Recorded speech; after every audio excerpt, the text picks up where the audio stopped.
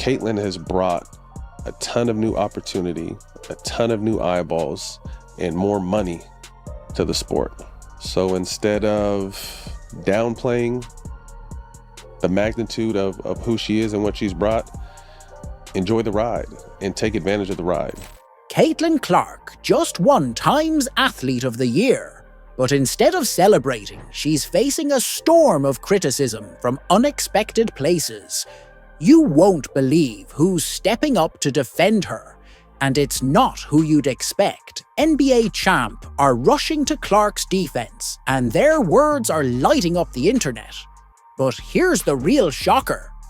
Where's the WNBA in all this? Get ready for a story that'll make you question everything you thought you knew about women's basketball.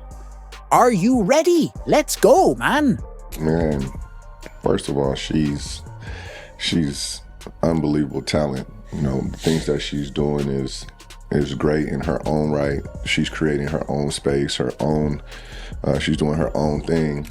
Let's first give some quick context before we jump straight into words of our NBA champs.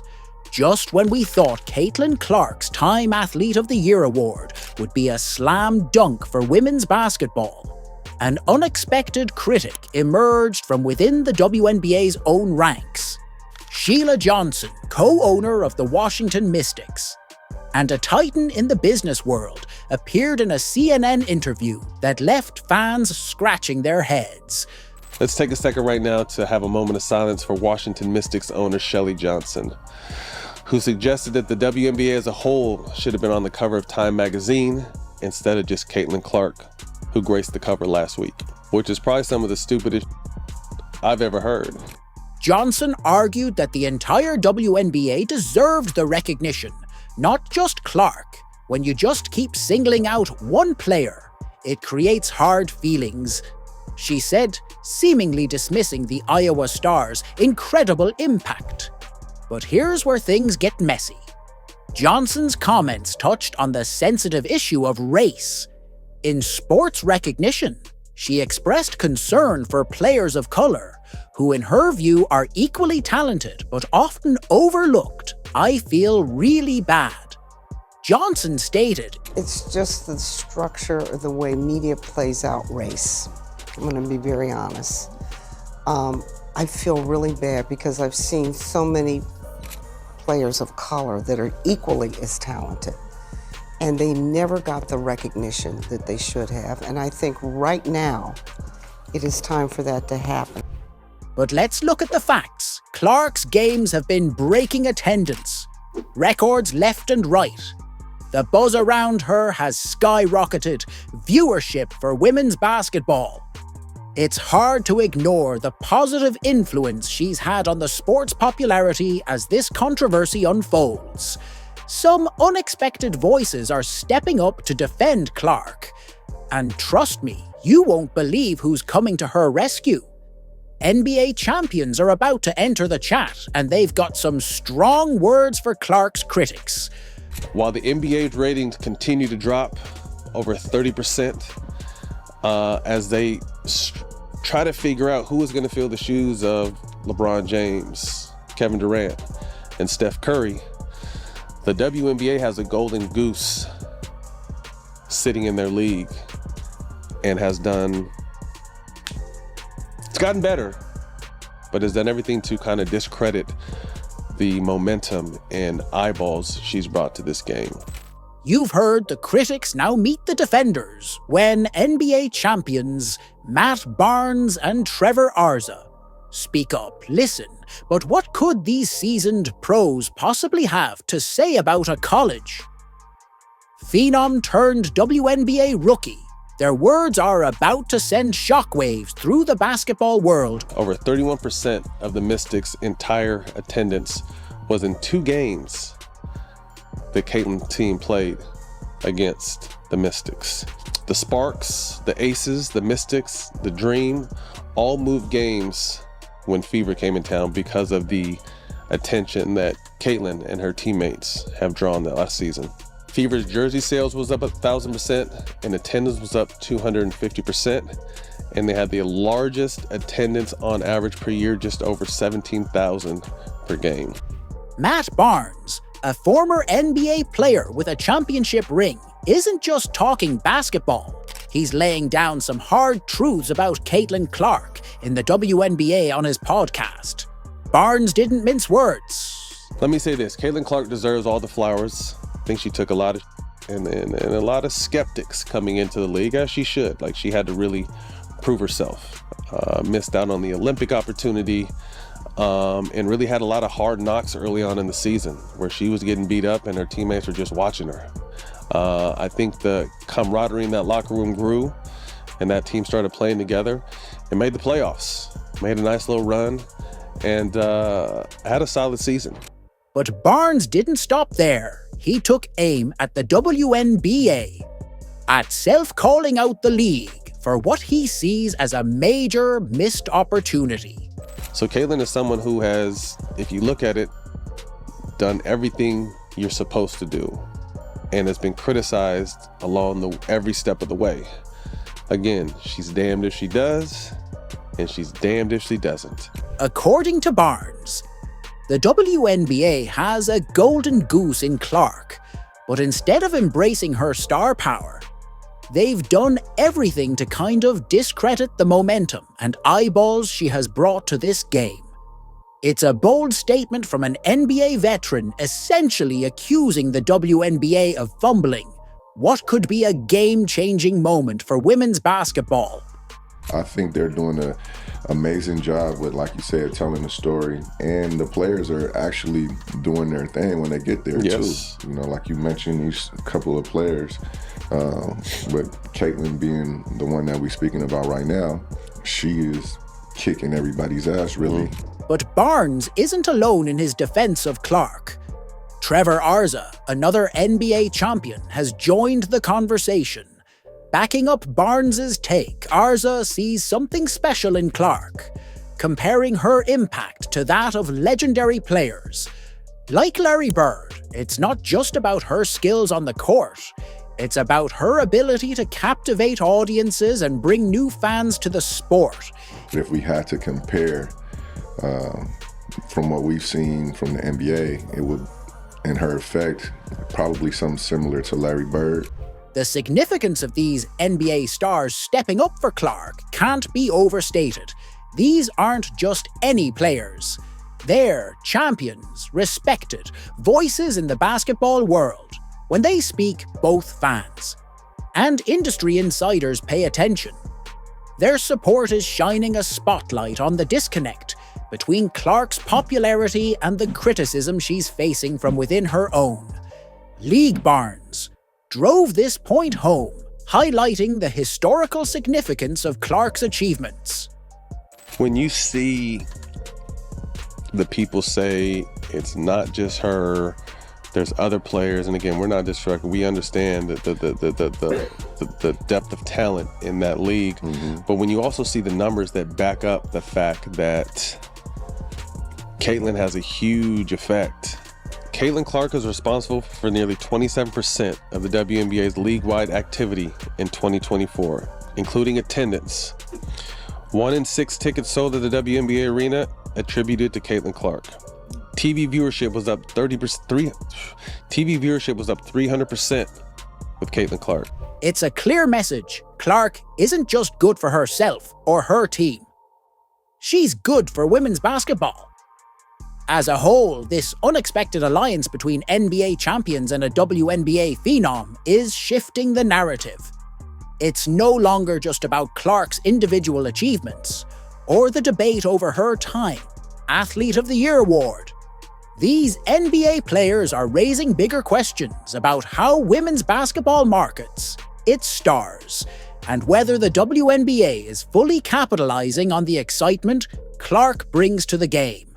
Congratulations. Congratulations. You know, they continue to push the game to the next level, you know, and you look at where the NBA was and now where the NBA is at now. And although everyone doesn't agree with the style of play, these guys have taken it to the next level as far as the business of basketball. Right. And I think that's what Caitlin will affect, is the business of women's basketball, man. So we wish them the best. Definitely. Definitely excited to see these upcoming seasons and these women continue to do their thing. As Barnes and ARA's comments circulate, they're sparking conversations. Beyond just Clark's skills on the court, they're pushing people to think about the broader implications for women's sports athlete marketability and the future of the WNBA. But this is just the beginning. Another respected voice from the NBA world is about to weigh in, and his perspective might just change everything if you've made it this far and are enjoying the video. Don't forget to like, subscribe, and turn on all notifications. We know watching this video takes some of your time, and we appreciate you. Now back to the action. Congratulations to Caitlin Clark for being named Time Athlete of the Year. I get why people are so upset. I'm a basketball player and a basketball fan. There's a lot of dynamics and a lot of layers to this thing when it deals with Caitlin Clark. But I will say that this is just my opinion. It's certain people, I don't care if you're black, white, Spanish, from Europe, it doesn't matter, that have it, that draw something, okay? And Caitlin is one of those. Jim Jackson, a former NBA star, turned analyst, is stepping into the fray with his own take on Clark's impact. His insights are about to add a whole new dimension to this debate, diving deep into the complexities of marketability. In women's basketball, get ready, because Jackson's analysis is going to make you see this situation in a whole new light. People, keep in mind, this is a business. When Nike signs an athlete, okay, they want to get an ROI, return on their investment. How do they do that? Because that athlete resonates. You understand that Caitlin Clark, her jerseys, her apparel, if she has an apparel deal, her shoes will sell. Jim Jackson isn't just adding his voice to the conversation, he's rewriting the playbook on sports marketing. What if everything we thought we knew about star power in women's basketball is wrong? Jackson's analysis of Caitlin Clark's impact goes far beyond the court, challenging the very foundations of how we value athletes in the WNBA. Jackson, a former NBA player turned basketball analyst, brings a unique perspective to the table. He's not just looking at Clark's skills, he's zeroing in on her marketability.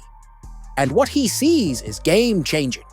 Jackson compares Clark's appeal to that of NBA superstar Steph Curry, saying, "It's the reason why Steph Curry, who may not be the best player, okay, in the NBA, but he draws differently.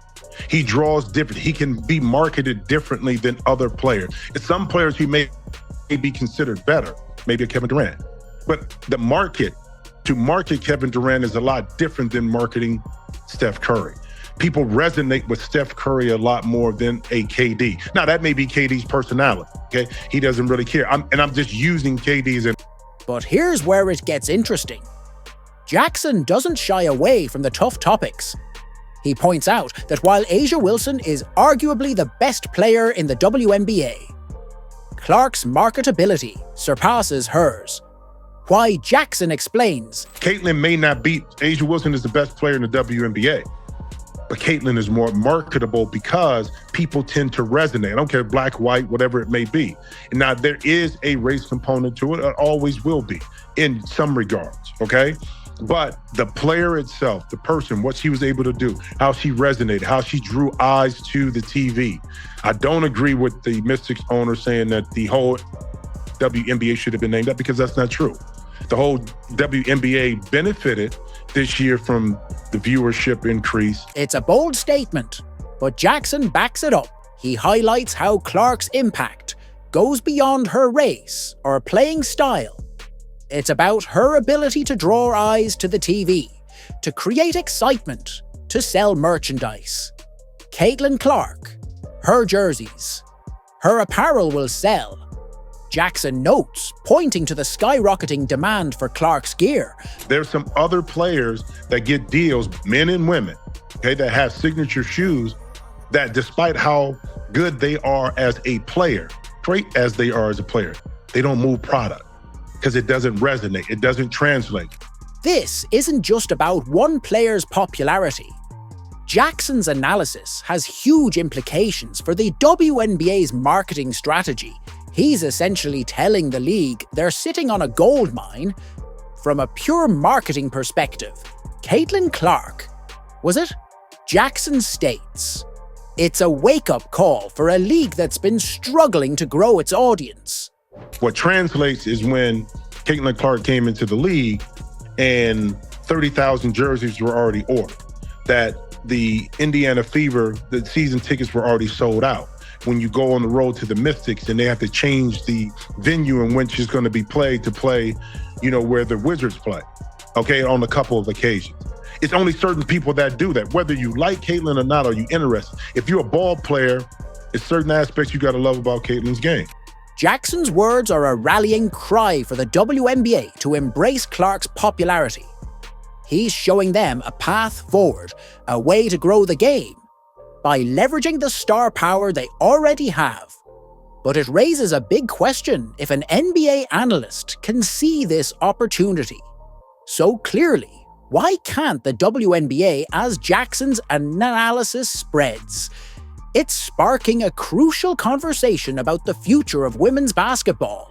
It's forcing us to confront uncomfortable truths about marketability and the economics of sports. But more importantly, it's highlighting a glaring issue: the lack of vocal support for Clark from within the WNBA itself.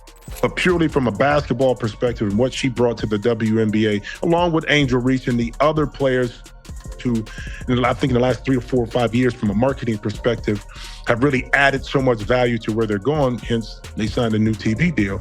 Why is it that former NBA players seem more eager to defend and promote Clark than her own league? It's a question that's about to open up a whole new can of worms in this ongoing debate. Imagine a league where it's B-stars left hanging while outsiders rush to her defense.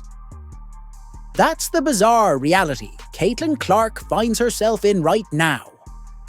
The WNBA's silence on Clark's Time Athlete of the Year award is deafening, especially when you compare it to the vocal support coming from NBA champions. Let's break this down. We've got Matt Barnes and Trevor Arza, NBA champs with no stake in women's basketball. Singing Clark's praises, they're calling her a game changer, a once-in-a-generation talent. But where's the WNBA in all this crick? The idea of some players being jealous, yes, that probably exists. Okay. To me, yeah, jealous, sure. I mean, would you be jealous of somebody that got $28 million a shoe deal or whatever the deal is before you step foot in the pros?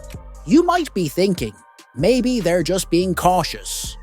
But here's the thing, the WNBA has a history of hyping up its rookies. Remember when they rolled out the red carpet for Brittany Griner? Or how about the fanfare around Diana Taurasi? The league knows how to market its stars when it wants to.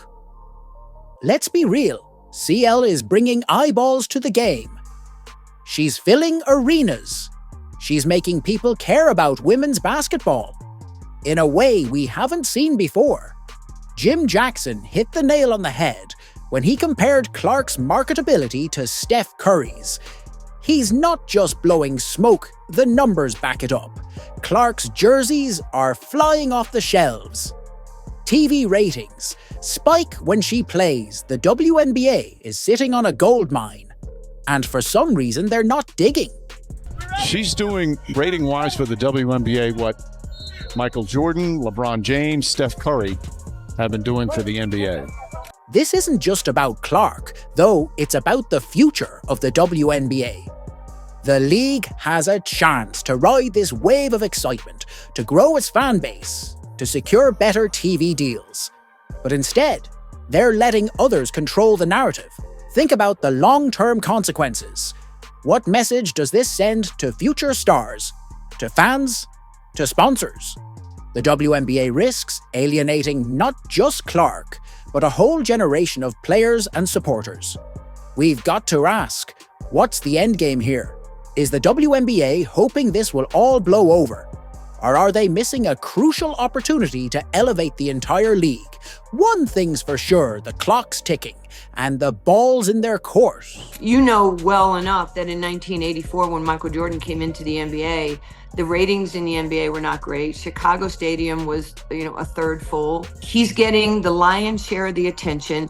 The games are now getting all of his games are on TV. And he just was a polarizing figure. And Tiger Woods was like that when he went to the PGA as well. He changed the total economics of golf the same way Michael Jordan changed the financial economics of the NBA. Caitlin Clark's journey from college, superstar to WNBA phenom, has been anything but smooth.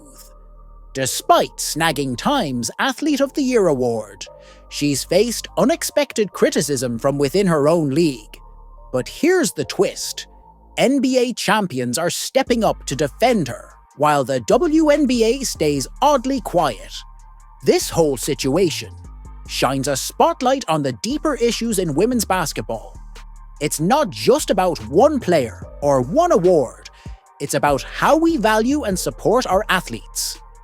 The WNBA has a golden opportunity here. They've got a rising star who's bringing new fans to the game. Instead of pushing her aside, they should be lifting her up along with all their talented players. It's time for the league to embrace its stars. Because when one player shines, the whole league can sparkle. Do you agree? Let us know in the comments, subscribe and turn on all notifications. So you never miss out, click the video on the screen, and we will see you in the next one.